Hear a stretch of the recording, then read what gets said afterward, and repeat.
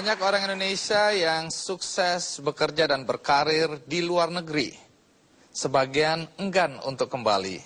Tetapi, mengapa di antara mereka ada juga yang mau kembali ke tanah air dan mengejar mimpi mereka di sini? Kali ini saya akan perkenalkan 3 di antara mereka, orang-orang yang sukses di luar negeri tapi kembali ke Indonesia untuk menggapai cita-cita mereka. Salah satu di antaranya adalah Pak Warsito yang sudah ada di depan saya. Terima kasih Pak Warsito. Jadi tahun 87 Anda dapat beasiswa ke Jepang. Sejak saat itu Anda teruskan S2, S3 di sana.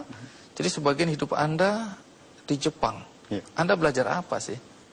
S1, S2 teknik kimia, S3 teknik elektronika. Dan riset saya sendiri mengenai instrumentasi. Jadi total berapa lama Anda di Jepang? 12,5. 12,5 tahun? Ya. Tahun berapa persisnya Anda pulang ke Indonesia? Secara resminya tahun 2006. Secara tidak resminya? Kan Anda bolak-balik begitu ya? Ya betul, tahun 99 itu pindah ke Amerika. Sampai tahun 2003, kemudian tahun 2003 sampai 2006 itu bolak-balik ke Indonesia, Amerika. Menariknya Anda ini kan anak desa ya? Anak desa yang berhasil mengembangkan temuan-temuan dan sudah banyak yang dipatenkan, baik di Jepang, Amerika, bahkan secara internasional ya. Ada juga temuan Anda yang dipakai atau digunakan oleh badan atau lembaga antariksa Amerika, NASA. Tapi sebelum saya tanya lebih lanjut, ada baiknya kita ikuti perjalanan hidup dari Pak Warsito. Ini dia liputannya.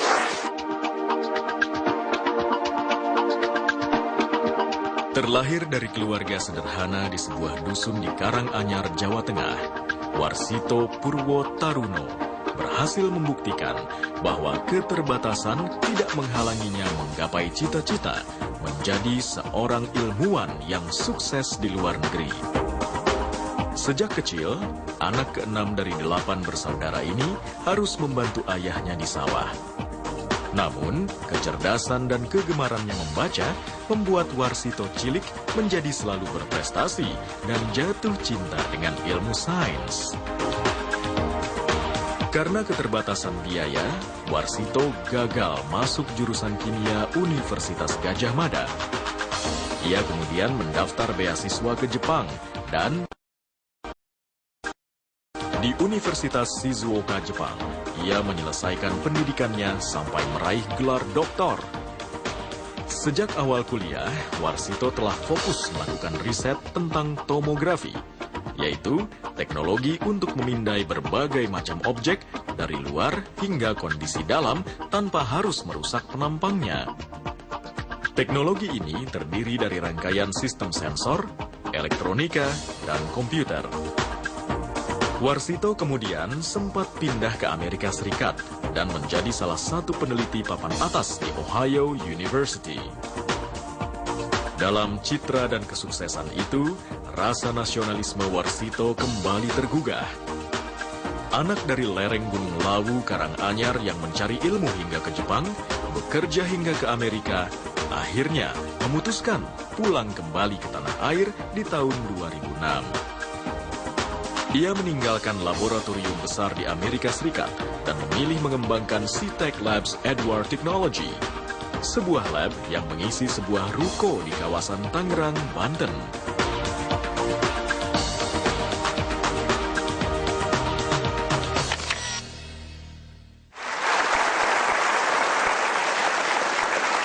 Percaya nggak percaya memang Anda berasal dari desa ya.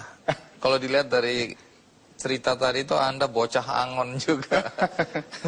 Pak Warsito, boleh tahu rata-rata pekerjaan orang desa Anda itu apa? Petani padi yang jelas itu ya. Kemudian biasanya mereka bertani dari pagi sampai jam siang. Kemudian ada sambilan itu ya, ke ladang atau angon ternak seperti itu atau cari kayu gitu. Nah kalau anak-anak mudanya waktu itu cita-cita mereka biasanya apa? Mungkin sangat sederhana sekali ya, mereka punya cita-cita itu sendiri, saya kira merupakan suatu hal yang sangat luxury gitu ya. Terlalu mewah untuk jadi mimpi mereka ya. Saya kira. Tapi kenapa Anda punya cita-cita lebih besar dari teman rata-rata? dorongan untuk maju itu saya kira itu dari orang tua juga. Kemudian dari baca buku, saya dari sejak kecil itu gemar baca buku. Orang tua pekerjaannya apa? Orang tua saya petani biasa, dan sambil petani bapak saya jadi buruh tukang kayu begitu. Terus juga. ibu saya juga membatik. Anda berapa bersaudara? 8. Anda anak keberapa? Ke-6. Anda sudah mulai gemar baca sejak kecil. Ya. Dari mana datangnya buku-buku itu? Ya paling meskipun itu SD kampung ya paling tidak mereka punya lah buku itu ya. Dari saya kelas 3 itu sudah baca seperti buku-buku Ramayana, Mahabharata, novel Salah Haswan, segala macam itu. Siti Nurbaya itu. Bagaimana ceritanya sampai Anda bisa ke Jepang? Pertama keinginan untuk maju itu saya kira itu besar sekali ya.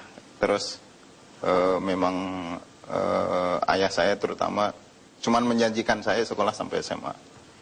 Lebih dari itu kamu cari sendiri begitu ya. Oh, itu pesan ayah? Ya, itu terus apa yang Anda lakukan? Saya coba masuk untuk ke UGM, diterima. Tapi kemudian ya karena biaya kuliah itu. Terus sempat untuk ikut program beasiswa ke Jepang itu. Dan diterima. Dan diterima, terus kemudian berangkat ya? Ya.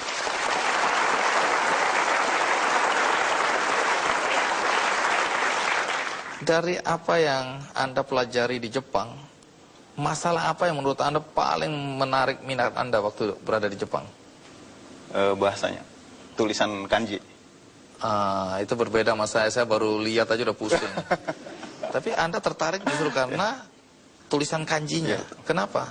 Ya itu karena apa? Ya oke lah kalau bahasa Inggris mungkin semua orang bisa banyak belajar. Gitu. Terus? Tapi kalau bahasa Jepang saya kira itu nggak banyak yang bisa. Jadi tantangannya datang dari situ ya? Iya betul.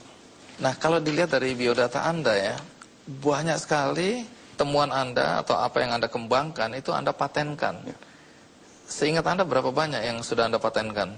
Yang sempat saya patenkan ada 4, dan sekarang itu dalam proses itu sekitar ada 4 atau 5 juga. Apa yang Anda patenkan?